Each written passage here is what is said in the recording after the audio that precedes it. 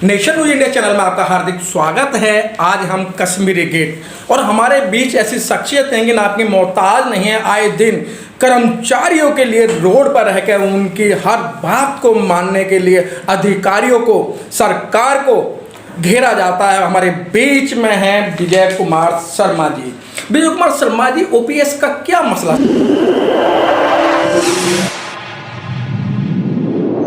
इस news channel पर जो भी वक्ता ने कहा वो उसकी अपनी राय है, जिसकी पुष्टि नेशन न्यूज इंडिया नहीं करता। धन्यवाद। मसला चल रहा है? आपने रामलीला मैदान भी भर लिया, आपने जंतर मंतर पे भी भूख हड़ताल कर ली, लेकिन सरकार के कानों पे जू नहीं रेंगी जा रही है। क्या मानना है आपका, क्यों नहीं ये ओपीएस दे रहे हैं?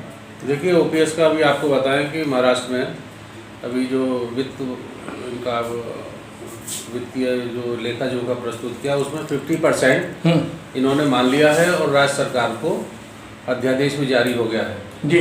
और आने वाले समय में इनको पता है कि कुछ ये चुनाव में लगे हुए, लेकिन 19 तारीख को हमारे महामंत्री श्री शिव गोपाल मिश्रा जी हैं, जो जीएफआर के चेयरमैन हैं, को कन्वीनर श्री रघुवैया जी हैं, दोनों ने मिलकर 19 मार्च को महाप्रबंधक जी को हड़ताल का नोटिस दिया जाएगा और 1 मई से हड़ताल की शुरुआत कर जाएगी। इस बीच सरकार अगर मान जाती है तो अच्छा है, क्योंकि गतिरोध अच्छा नहीं होता, जन सामान्य को परेशानी होती है। लेकिन क्या करा जाए कि एक कर्मचारी भी तो जनता का ही एक पार्ट है।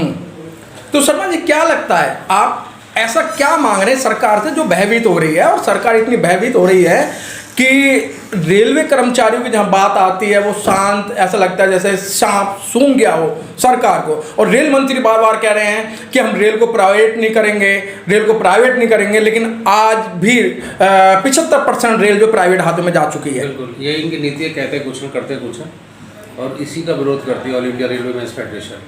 और इसका बहुत बड़ा करीब 13 विभागों का जो स्टेट के केंद्र के JFROPS बनाया है, उसकी जो चेयरमैन है शिवपाल मिश्रा जी, और सभी झंडे के नीचे आ गए हैं। वो ठीक है कि हमें मीडिया में प्रॉपर कवरेज नहीं मिलती, नेशनल मीडिया में नहीं मिलती है। उसका कारण है, आप जानते हैं कि नेशनल मीडिया गोदी मीडिया है जी, और जिसका कारण ये है कि वो सिर्फ वही चीज़ दिखाते हैं जो सरकार को चमकाना होता है, बाकी जो उनकी कमियों को एक्सपोजर नहीं करते जी। और उसका विरोध हम डट के करते हैं। लेकिन आप लोगों को पता है कि देखिए, हम 7 किलोमीटर पर एक रेलवे स्टेशन है, हमसे हज़ारों आदमी रोज़ मिलते हैं, हमारे साथियों से मिलते हैं, हम अपना विरोध उनसे प्रकट करते हैं। वो मीडिया से भी एक बड़ा तंत्र है, रोज 1000 आदमी एक स्टेशन। आप बताइए, हमें जरूरत क्या है, हमारे तो आदमी हर स्टेशन पे बैठे हुए हैं। लेकिन सर शर्मा जी, देखा गया कि जितने जो कर्मचारी हैं, अधिकतर जो मीडिया आपकी बातों को नहीं दिखाता है, पैसा आपका बर्बाद होता है, रिचार्ज कराने में आपका पैसा बर्बाद होता है, लेकिन सबसे ज़्यादा आप उसी चैनल को देखते हैं जो गोदी मीडिया है। जी, मैं आपको ईमानदारी से अगर आप पूछें, अगर सर्वे कराने में रेलवे एम्प्लॉय की बात कर रहा हूँ जी, जिसको गोदी मीडिया कहते हैं, खास तौर से ये 4-5 चैनल हैं, शायद देखने वालों में मैं उनके कह दूँ कि न्यूज़ 24 जी को शायद ज़्यादा लाइक पसंद करते हैं, वो खुलेआम बात रखता है। और एक जो ABP न्यूज़ है जी, उसमें एक प्रोग्राम आता है कि पटियाल जी का प्रोग्राम आता है। वो प्रोग्राम है कि जनता के बीच में कुछ इस तरीके से 9 बजे प्रोग्राम आता है, मैं तो बोल रहा हूँ। लेकिन शर्मा जी, जब आप जंतर मंतर पे थे, आपने पूरे 4-5 दिन हंगर स्ट्राइक की, लेकिन मीडिया आपको कभी कवरेज करने नहीं आया। आपको कवरेज दी तो सोशल मीडिया ने दी, और सबसे ज़्यादा कवरेज दी आपको नेशन न्यूज इंडिया चैनल। बिल्कुल, आपकी सही बात है। आप देखिए कि जब हम 4 दिन गए, और भी लोग वहाँ पे धरना दे रहे थे जी, नए लड़के, ये जो अग्निवीर वाले थे, इनका सिलेक्शन नहीं हुआ।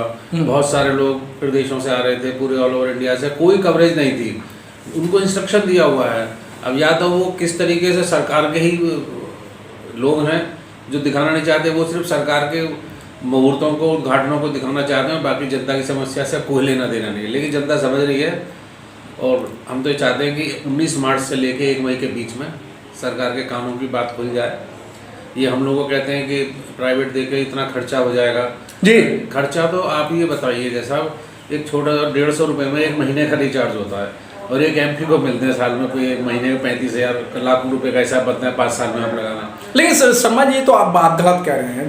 जो मेंबर पार्लियामेंट या मंत्री को जो मिलता है, सर वो सोशल वर्कर है, उनके पास हजारों लोग आते हैं, तो चाय पानी का खर्चा कैसे चलेगा उनका? एक साहब, एक काम करिए, कोई रजिस्टर मेंटेन हो तो दिखा दिएगा MP का, वो कहाँ जाते हैं। ये तो ये क्या है कि ये सिर्फ एक सुविधाओं के नाम पर लूट खसोट है। सुविधाओं के नाम पे लूट खसो। एक फोन से भी उतनी बातें होती हैं, 50 फोन से बात होती है जी। आपको एक खर्चा ले लिए, 2 ले लिए, कितने फोन रखेंगे आप? और उनका क्या इस्तेमाल है आप ये मुझे बताइए। एक रेलवे का जीएमडी वो एक फ़ोन रखते हैं सरकारी, सारी नॉर्दर्न रेलवे में कितने 8-7 लाख आदमी है, 3-4 लाख आदमी है, सबकी समस्या हल करते हैं, पूरी नेटवर्क चलाते हैं। ये तो बात नहीं है कि सफ़ेद कुर्ता खादी का पहन लिया, पजामा पहन लिया, 50 नंबर। मैं एक छोटे से खर्चे की बात कर रहा हूँ, बाकी सुविधाएं तो अलग हैं। लेकिन सर जो बॉर्डरों पे जो पूरे 30-35 साल अपने सर्द हवाओं के अंदर, गर्मियों के अंदर, बरसात के अंदर पूरी सेवा देते हैं और उन्हें अपने बच्चों का कोई ख्याल नहीं रहता, लेकिन सर उनको भी पेंशन नहीं दी जा रही है। मैं वही कह रहा हूँ, आप इनसे पूछिए किसी नेता का बच्चा जाता है आर्मी के अंदर? जी। कोई नहीं जाता ना। ये उस चीज़ को समझने में तैयार नहीं है। इनकी 4 दिन ड्यूटी लगा दी। हमें रेलवे में टेरिटोरियल आर्मी होती है, अगर इनकेस किसी आपदा में जाना पड़े तो रेलवे एम्प्लॉई आर्मी की भूमिका निभाता है और अपने स्टेशन पे आसपास टेरिटरी में काम करता है।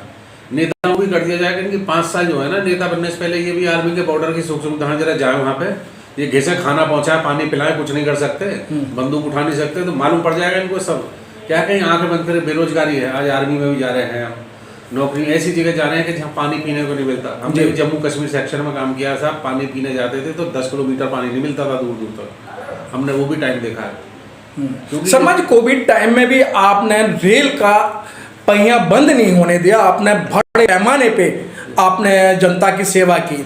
लेकिन उस समय जितने भी जो जिन्हें नेता कहते हैं या जो प्रॉपर तरीके से जो अधिकारी थे, उनके केबिन हमेशा बंद रहते थे, लेकिन रेलवे कर्मचारियों को बार बार धन्यवाद देना चाहूँगा, उन्होंने चक्का जाम नहीं होने दिया। आपको बताया कि हमारे 3000 के करीब रेलवे एम्प्लॉई शहीद हुए।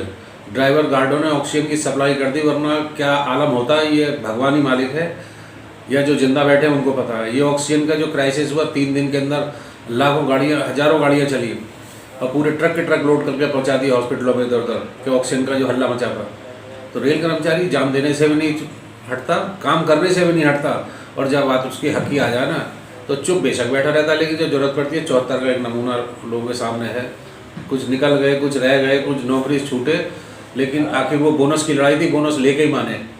सर सरकार ये बार बार क्यों कह रही है कि हम इनको अगर ओपीएस देते हैं तो सरकार दिवालिया घोषित हो जाएगी, या जो राज्य ओपीएस दे रहे हैं वो जल्द ही उनके दिन नजदीक आने वाले हैं, बिल्कुल दिवालिया घोषित हो जाएगी? क्या आपने ऐसी क्या चीज मांग ली सर? तो आप सरकार से कभी सवाल करिए, सरकार कभी ये नहीं कहती कि दिवालिया कैसे घोषित होंगे।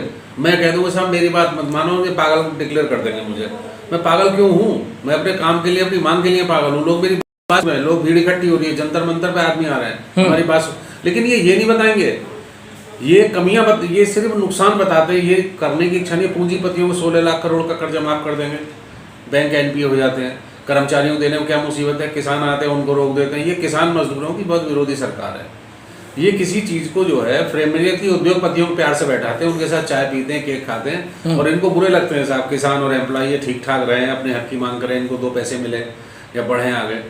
हम तो गलत मांग रहे हैं, या हमारा पैसा जो है, हम साल में आप हमसे इनकम टैक्स काट लेते हो, हमारा पैसा क्या विदेशों में जा रहा है क्या?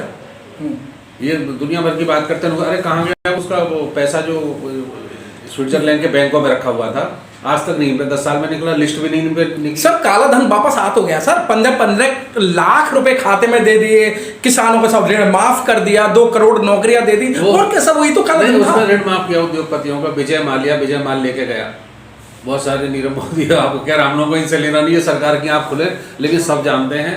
लेकिन इसमें फिर भी कहूँगा कि सोशल मीडिया का हम बहुत आभार प्रकट करते हैं कि सोशल मीडिया जो है हमारी बातों को सही प्लेटफॉर्म पे लाती है, लोगों के बीच में। सर अच्छा, अगली योजना क्या है आपकी? अगली योजना देखिए साहब, 19 मार्च को महामंत्री जी, हमारे माननीय शिव महामंत्री जी ने तो कह दिया अगर सरकार नहीं मानती तो हम चक्का जाम करेंगे। बस तो उनके पीछे है साहब, मतलब 12 लाख एम्प्लॉय उनके पीछे है, जो हटने वाला नहीं। सर देश का बहुत बड़ा नुकसान हो जाएगा सर। आप तो उस समय से तो सरकार की समझ में आ जाएगी, रोक लेगी।